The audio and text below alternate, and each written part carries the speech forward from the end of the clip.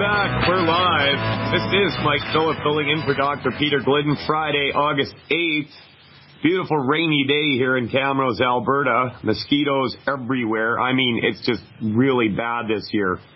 And there's one circling me right now. So if you hear me talking like I'm gesturing frantically, I'm killing a mosquito. The call-in line is 1-844-374-5433. Once again, 1-844-374-5433. If you want to contact me by email and get something on the air, it's mike@teamglidden.ca. Or we have a line you can call if you're too shy for radio. You can contact a member of my team if you want to get down with the products, you want to get on board with longevity, save your life, save your family and friends' lives, or just not get sick in the first place due to a over-nutrified body. We got you covered, 1-800-705-6892. I want to talk about Ebola for a little bit here. I've been really looking into this whole Ebola thing, and it's all I hear on the news every day and on these other shows. People are freaking out about Ebola. I was just reading an article on orthomolecular.org, okay?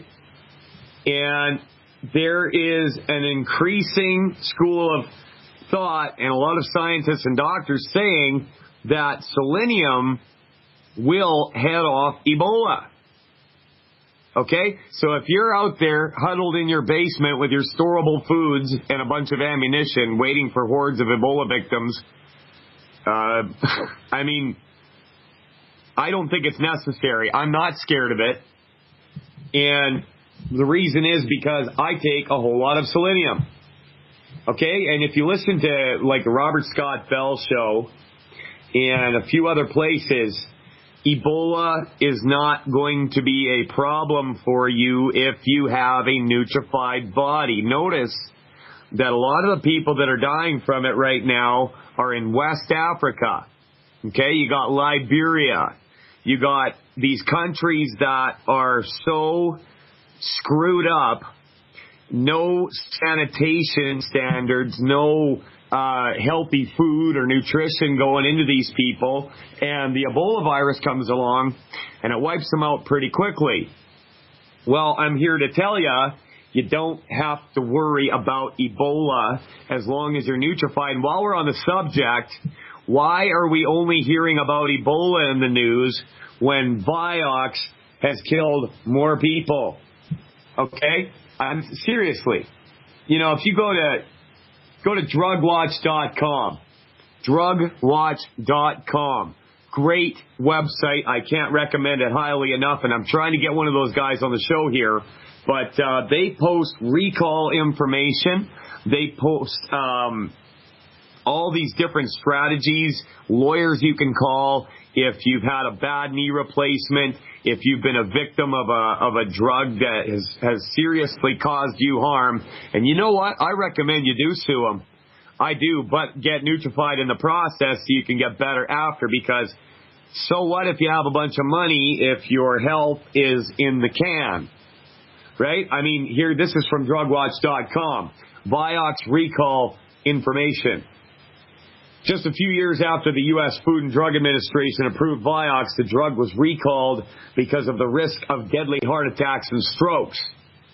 When Vioxx hit the market, the goal was to expand the drug's reach worldwide to as many patients as possible. While Vioxx patients numbered about 80 million quickly, most didn't know that the drug was jeopardizing their health. Now, notice the goal was to get it in as many people as possible. The goal was never to help you. The goal was never to make you better. And they ignored any data that would contradict a spreadsheet. And as a result, well, let's read on. Vioxx, a non-steroidal anti-inflammatory drug and a prescription painkiller, was approved for use by the FDA in 1999. In the years that followed, it was mired in scandal. Merck was accused of misleading doctors and patients about the drug's safety, fabricating study results to suit the company's needs, continually thwarting an FDA scientist from revealing the drug's problems, and skirting federal drug regulations. In 2004, Merck withdrew the drug from the market after a study revealed the drug more than doubled the risk of heart attacks and death. But by that point, more than 38,000 deaths were related to Vioxx use, and up to 25 million Americans had taken the drug. And you're worried about Ebola? I'm more scared of the FDA and the drug companies than Ebola. Vioxx caused so much damage and destruction that some have called it the worst drug disaster in history. The Vioxx scandal wasn't just devastating to the injured patient and their families, it also underscored problems within the FDA. Do you think? Many suspect that the New Jersey-based Merck and the FDA worked together to keep the drug on the market and quiet the health concerns. Can you say death panel? The suspicions about the Merck-FDA tie ran deep. They started early on when Merck tried to convince the FDA that Vioxx was better than other NSAIDs because it caused few digestive tract problems. Even before the drug was FDA approved, the company launched its Vioxx gastrointestinal outcomes research study to determine the digestive risks. While the study did show that Vioxx was easier on the digestive system than other drugs in the same category, it also revealed that it increased risk of heart problems. Okay, so they knew it right there. What did they do? After that, Merck continually hounded the FDA to allow the drug to drop the digestive warnings on the label. In February 2001, the FDA approved Merck's request to change the drug's label to reflect that it's safer on the stomach than other drugs in the same class, although that label change would later be overturned. It was a feather in Merck's cap. About the same time, the FDA ordered the company to send doctors a letter explaining the drug's heart risks, and it wouldn't be the first time that Merck's huge marketing monster was reprimanded. Yeah, Fingers slapped. The whole time that Merck was promoting Vioxx as a superior alternative for those with gastrointestinal problems, the company was also brushing aside the drug's cardiovascular risks. It wasn't until April 2002, years after the Vigor trial results showed the risks, that the FDA and Merck decided to include the heart and stroke information on the drug label. Oh yeah, so they put it on the label. How many people read the label? I mean, really. Critics would later point to this as evidence of the cozy relationship between Merck and the FDA and the company's blaze attitude towards the risks. When the trial results were finally published in the prestigious New England Journal of Medicine, no one knew that it was missing some key information. Later, the public would learn that Merck scientists left out key data on heart patients to make the drug seem safer. The editor of the journal later demanded a correction, but the scientists who conducted the study refused. We can't be wrong. We're a bunch of scientists. While the drug was removed from the market on September 30th, 2004, it was just the beginning of the controversy surrounding it. U.S. Department of Justice and the U.S. Securities and Exchange Commission investigated the company for its deceptive and strong-arm marketing practices. An FDA scientist who discovered the Vioxx heart connection early on said his FDA bosses forced him to quash information that was potentially damaging to Merck. Government officials continually questioned the relationship between Merck and the FDA. And perhaps in the most shocking turn of events, and perhaps underscoring Merck's close relationship with the FDA and other drug regulatory agencies, advisory panels in both the United States and Canada in 2005 voted that Vioxx could return to the market under certain circumstances and restrictions. So far, Vioxx remains recalled. So, it's not about you. It's not about you. It's about profits. It's about spreadsheets. It's a murder machine, really. No wonder the American Medical Association, or AMA, is constantly referred to as the American Murder Association. Let's go over to Antoinette in Brooklyn. Antoinette, are you there? Yes, I'm here, sir. Good to hear you, Antoinette. I love your name. That's a great name, Antoinette. Thank you. How you doing, Antoinette? I'm doing so fine. Okay. What's on your mind today? Okay.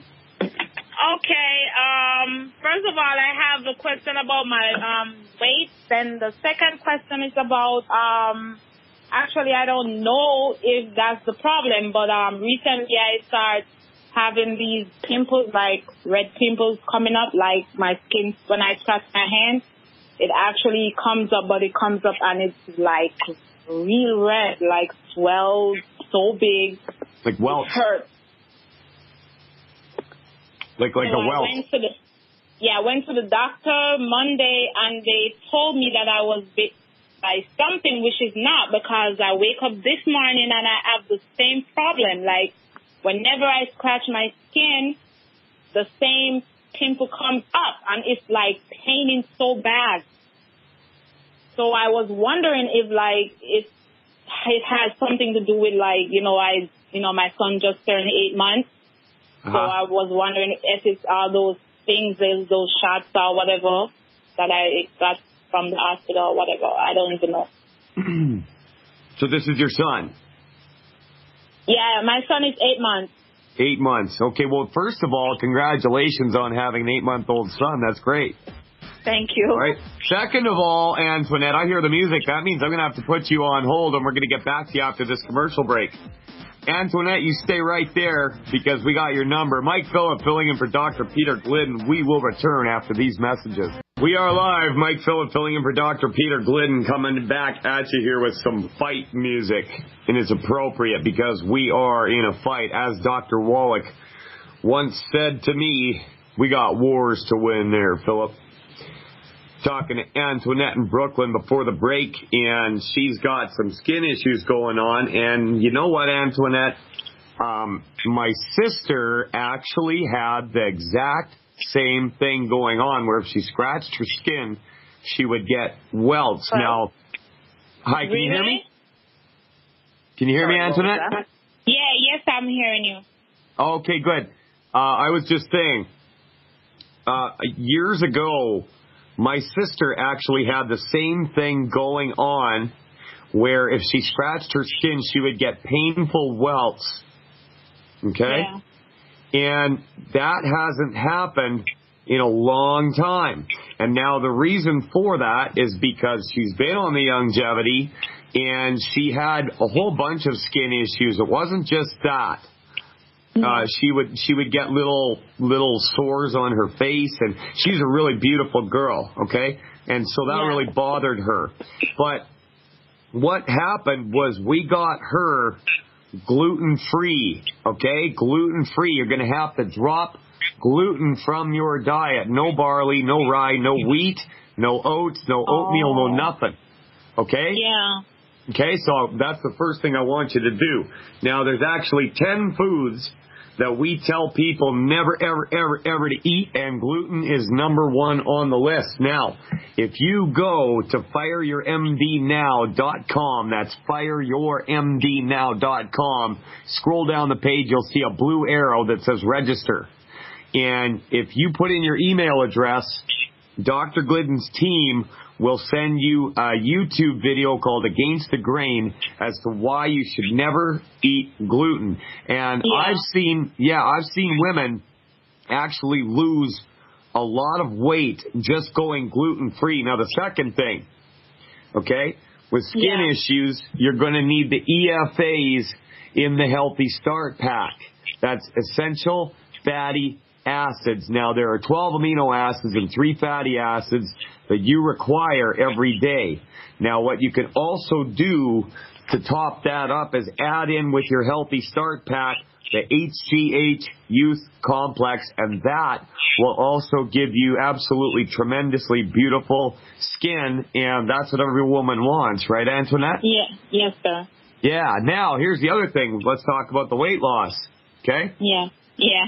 As I mentioned, with the gluten consumption, if you cut that off, you will start to lose weight. Okay? Now, you nutrify your body, and I've seen women, I actually know one personally that lost 30 pounds in about 2 months, not even exercising, just taking the Healthy Start Pack. Okay? I know a guy that lost 90 pounds, not exercising, taking the Healthy Start Pack. Now, how did you hear about this show, Antoinette? I heard it from my cousin. She actually gave me the number to call. Uh-huh. And she insists that I call. You know what? You got a great cousin there, because this is something that's going to help you out definitely. Now, you and your cousin get together, and both of you can pitch $10. It costs you $20 to become a Team Glidden Insider. And you'll see how you can do that when you get to fireyourmdnow.com. And Dr. Glidden has countless hours of webinars where he teaches you how to get your health back from a variety of issues. But there's also a webinar on prenatal nutrition and nutrition for children. Okay? So if you want that son of yours to grow up avoiding all these problems, I can't recommend that enough. And there's also lots of good information on healthy weight loss. What the doctors would do is do a gastric bypass or a band around your stomach, or cut out part of it, or they got a little balloon in a pill that you swallow, and that thing pops open so you can't eat as much, but you're still starving of nutrition. Yeah. Okay, so none of those are good answers. So what I suggest to you, how much do you weigh, Antoinette? So, like, a couple months ago, I was weighing like 170 pounds. Yeah. Which is not good. Since I have my son, I never lose weight. Like, Antoinette, stay right there. Stay right there. Okay. I'm going to put you on hold. We got a break. I'll come right back to you, okay? Welcome back. We're live. Had a little break there. Ran outside, did a few things. I'm getting good at this radio thing. Before the break, we were talking to Antoinette in Brooklyn. We're going to go right back to her. She had a baby 8 months ago or so, and she's looking to lose some weight, looking to lose some skin conditions. And if you listen to Dr. Wallach's show, the first thing he asks anyone just about 100% of the time is if they have a skin condition. Well, what he's doing is he's looking for a gluten intolerance. So, Antoinette, you've got to kick gluten to the curb. It's got to go. So, if you do that, not just for you, but for your son and for your husband or boyfriend or anybody else, if you've got any other kids, get it right out of your house. I don't want your dog to eat it. Okay? So, actually, you know what? This funny story. My friend, he didn't really listen to me too much about all this, and he had a dog named Zoe, and she had a skin condition for a long time. And I told him, get her off gluten, get some colloidal silver, put it on there, and it should clear right up. Put some EFAs in her food. And he said, no, my vet says. And so, he was buying her all these expensive antibiotic creams to put on her paws and other areas of her anatomy to get rid of this painful rash that the dog had. And after about 3 months of that, he went back to his vet, and the vet said, maybe you should get her on a gluten-free diet with EFAs, with amino and fatty acids. He did, and the dog was fine. So, point is, listen to old Mike Phillip here. He knows what he's talking about. But like I said, my sister had the same thing going on with the skin condition, exactly like what you described. That is now gone. So, the other thing is that you just had a baby a little while back, and you are most likely really malnourished, okay? You're probably eating every day, but you're not getting the nutrients you need in your food. And that baby had to be built inside of you out of something, and that means that those nutrients to build that baby, the minerals and the vitamins and everything that went into it, were coming out of you. So, I was reading some articles from Global News here in Alberta, where I live in Western Canada, and they were saying that in the next 5 years, they expect 1 in 10 pregnancies to end in type 2 diabetes for the mother. Of course, they can't. Yeah, that's right. And they can't figure out why, but they are just minerally deficient. Well, that doesn't have to happen to you because you called into this show.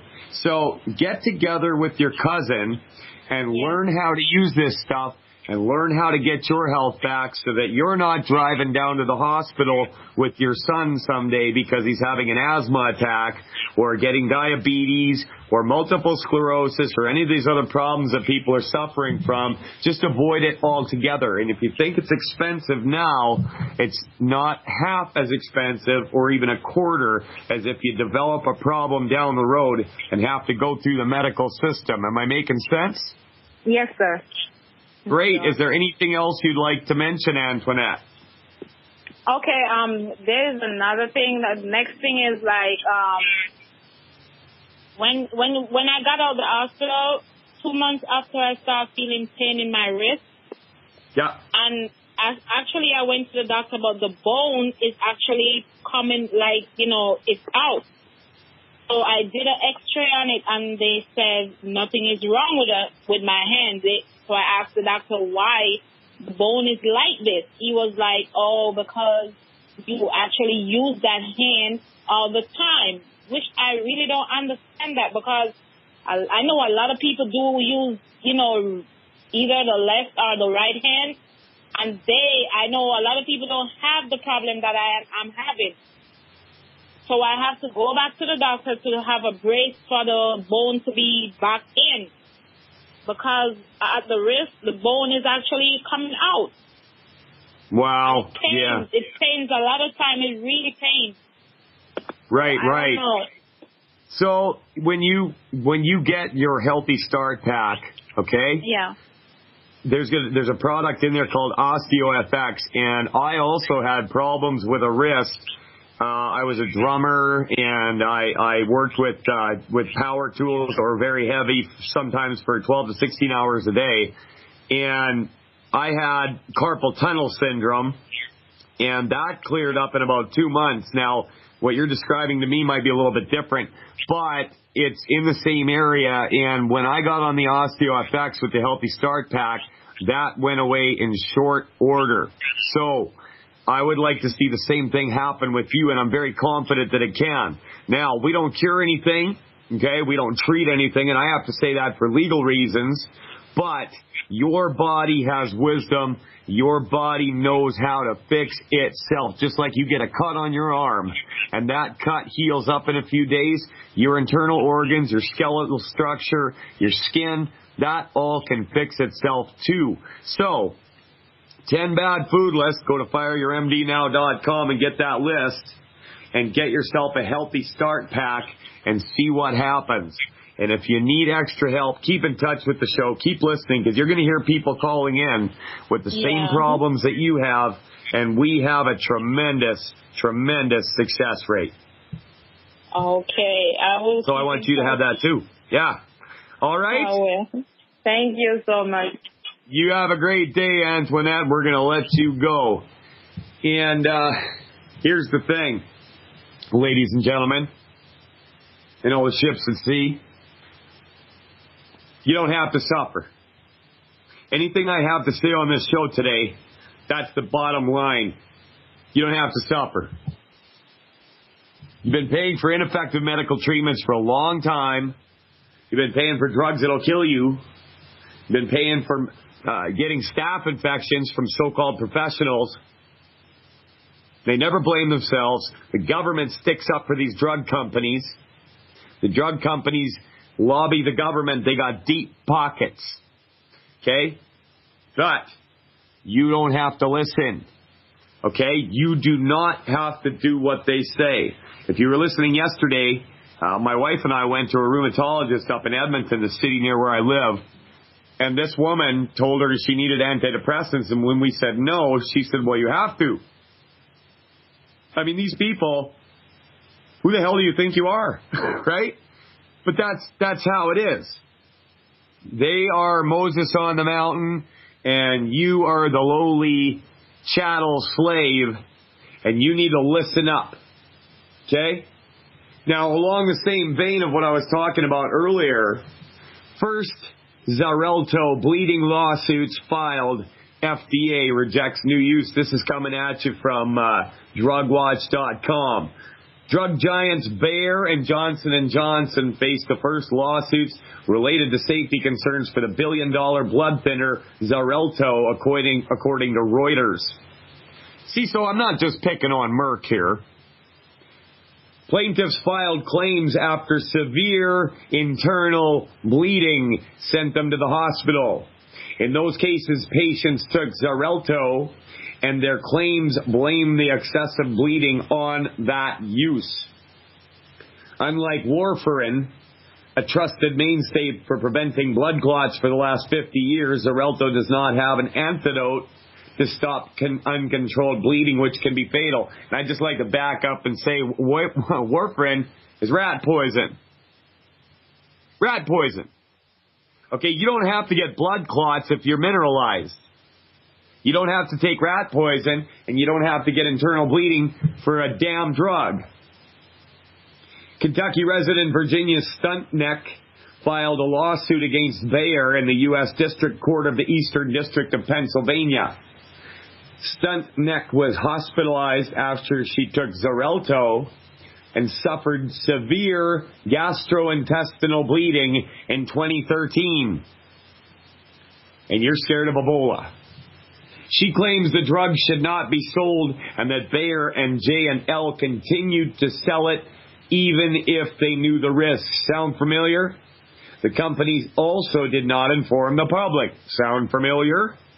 As the manufacturer and distributors of Xarelto, defendants knew or should have known that Xarelto use was associated with irreversible bleeds, Stuntneck's complaint said. In May, Boehringer Ingelheim paid $650 million to settle thousands of internal bleeding cases involving its blood thinner Pradaxa. The drug hit the market in 2010, a year before Xarelto. Both drugs shared the same bleeding side effects. Attorneys say they expect more lawsuits after people become aware of the dangers of the drug.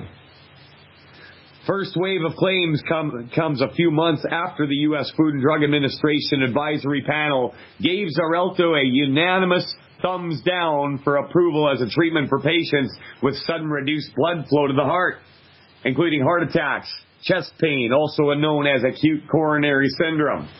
While the drug is approved for a number of uses, of course, adding approval for ACS would grant Xarelto access to the 1.2 million Americans who are sent to the hospital each year with the condition. And this panel decision was also a third strike for Bayer and J&L for FDA approval. Strike 3, you're out, right? You get caught stealing a block of cheese because your family's starving. It's your third strike, and you're going away forever in some states. You ever heard of that happening? Well, these guys got their third strike for killing thousands of people. They're still around. The panel voted that the drug should not be used to prevent new heart attacks and stroke in patients with ACS because there was not enough clinical data to support the approval. The experts added that some trial data was actually missing. We appreciate the thoroughness of the committee's review and continue to believe that Xarelto, in addition to the current standard of care, may help improve patients with ACS, additional protection against life-threatening cardiovascular events such as death, heart attack, and stroke. Paul Burton, VP of Clinical Development for J&L's Janssen R&D segment, said in a statement.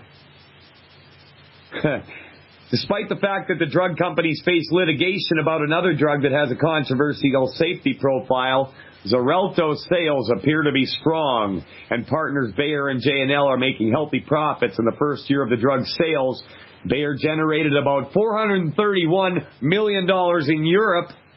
J&L earned $239 million in U.S. sales.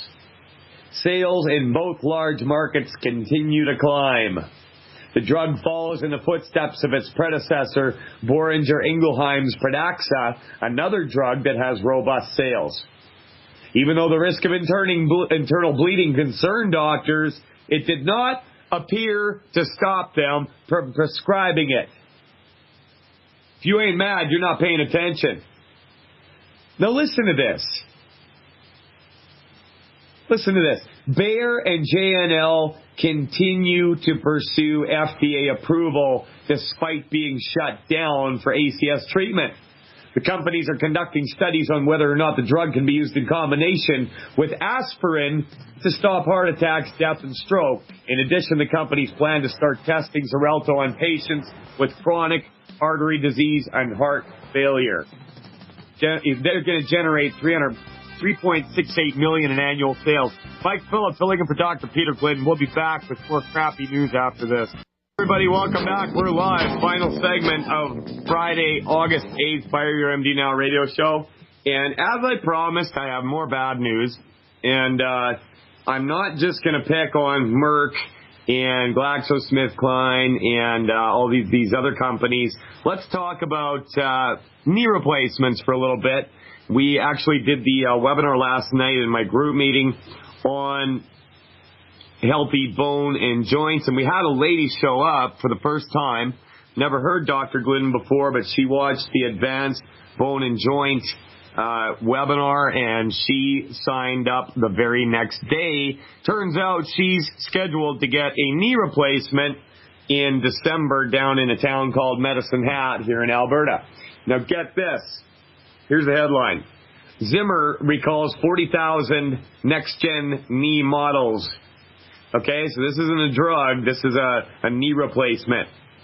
Zimmer Manufacturing initiated another sweeping recall on one of its artificial knee implants, the next-gen MIS tibial component. This time because one of the pieces could loosen or fail because of shoddy manufacturing.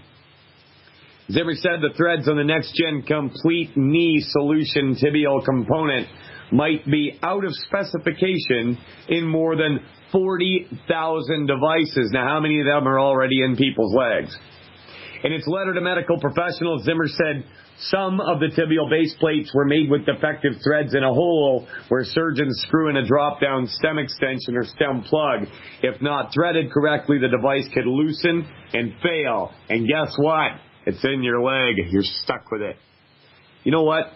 This longevity thing is looking better and better all the time. Zimmer said the problematic device could lead to one or more post-surgery complications.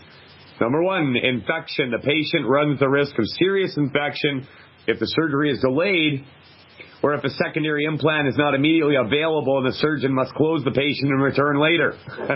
So many people are running around with these things and don't even know this. Bone loss. The patient may have additional bone loss if the tibial device is cemented in place and the surgeon must remove and replace it. Because it's cemented in, they've got to take out the piece where the cement is. Early revision surgery. If the device loosens or infection occurs, this could lead to revision surgery. And revision is what they call it if they have to go back in and mess around or replace a bad knee or hip joint. Dislocation. If the stem is not properly placed, the devices may not adequately lock. This could lead to dislocation. The voluntary recall affects 41,180 devices and includes 8 sizes.